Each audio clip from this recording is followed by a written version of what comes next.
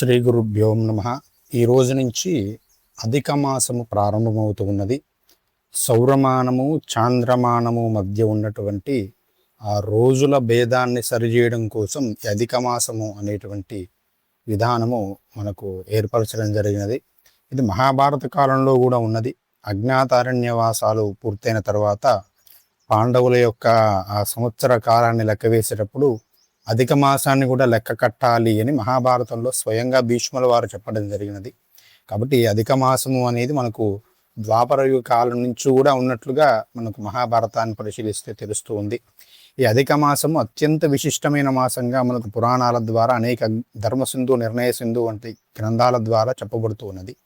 దీనిని పురుషోత్తమ మాసము అంటారు, మలమాసము అంటారు. ఈ మాసంలో రవి సంక్రమణము అనేది ఉండదు. సాధారణంగా ప్రతి నెలలో 14-15 ఈ సమయంలో సూర్యుడు ఒక రాశి నుంచి మరొక రాశిలోకి వెళ్తాడు. కానీ ఈ నెలలో ఆ రవి సంక్రమణము అనేది ఉండదు. అందువలన దీనిని మలమాసము అంటారు.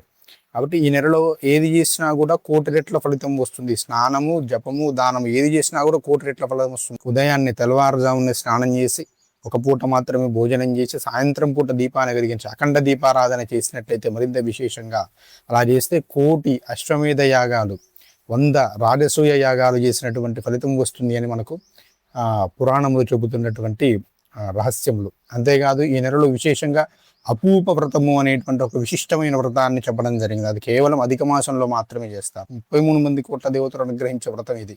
ఆ 33 కోట్ల మంది దేవతలకు ఉద్దేశించి చేసేటువంటి వ్రతం. ఏమీ లేదు, ఈ 33 అప్పాలు అంటే అరిసెలు అంటారు కదా, నేతితో చేసినటువంటి అప్పాలను, వాటిని ప్రతిరోజు కూడా ఒక బ్రాహ్మణుకు దానం చేయాలి. 30 రోజులు కూడా, ఈ అధిక మాసంలో ఉన్నటువంటి 30 రోజులు కూడా బ్రాహ్మణుకు దానం చేయాలి. ఏ మంత్రం?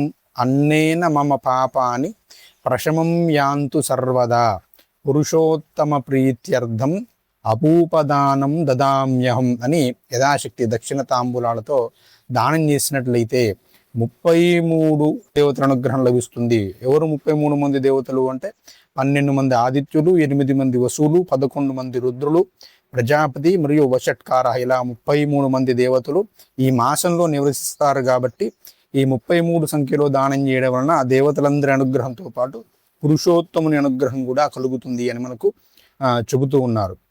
అంతేకాదు మరొక శ్లోకం కూడా ఉన్నది, బృహన్నారదీయము అనేటువంటి గ్రంథంలో చెప్పినారు. ఈ శ్లోకాన్ని ఈ నెలలో 33 సార్లు చదవాలి. 108 సార్లు, విశేషంగా 8 సార్లు చదివితే మంచిది. కనీసం 33 సార్లు చదివినట్లయితే అఖండమైనటువంటి ఐశ్వర్య సిద్ధి, ఆర్థిక సమస్యల నుంచి విముక్తి, మోక్ష సిద్ధి కూడా కలుగుతుందని చెప్పినారు. ఏమిటంటే, గోవర్ధనధరం వందే గోపాలం గోపరూపిణం గోకులోత్సవమీశానం గోవిందం గోపికాప్రియం.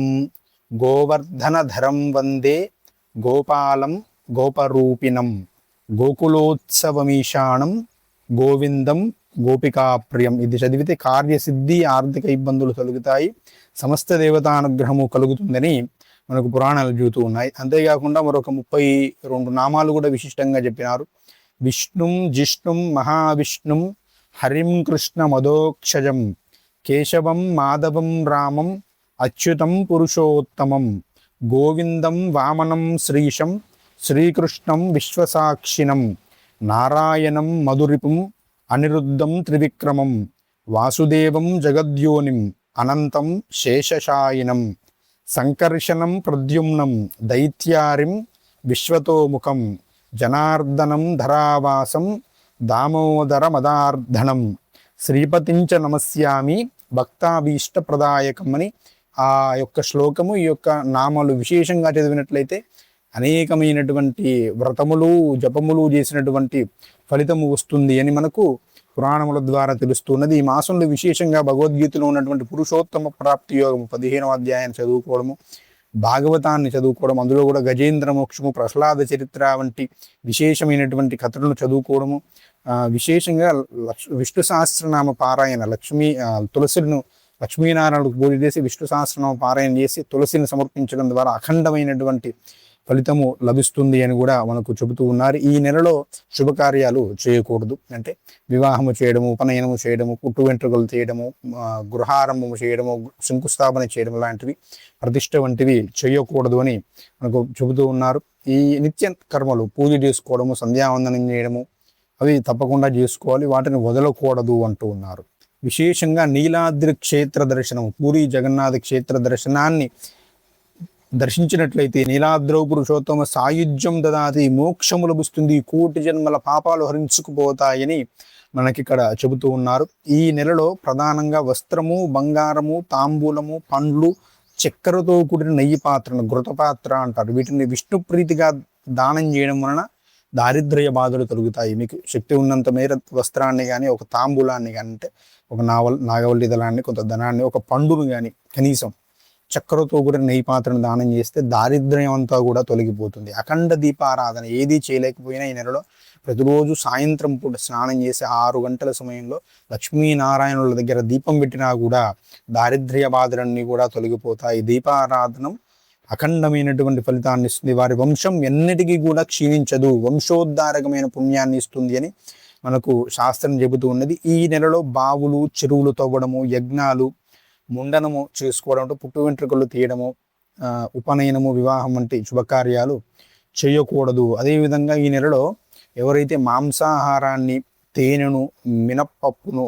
ఉలవలను, పెసలను వంటి కొన్ని రకాల ధాన్యాలను విసర్జించి సాత్విక ఆహారానికి, అంటే సాత్విక వ్రతాన్ని ఆచరిస్తారో, భూషయనం చేయడము, పొద్దున్నే స్నానం చేయడం వంటివి చేస్తారో వారికి 1000 అశ్వమేధ యాగాలు, 100 రాజసూయ యాగాలు చేసినటువంటి ఫలితం వస్తుంది అని కూడా చెబుతూ ఉన్నారు. కాబట్టి ఆ విధంగా మీకు వీరునంత మేర ఈ యొక్క వ్రతములను ఆచరించి భగవత్ అనుగ్రహమును పొందేటువంటి ప్రయత్నం చేయండి. ఇది అరుదుగా ప్రతి 36 నెలలకు వచ్చేటువంటి వ్రతము ఇది.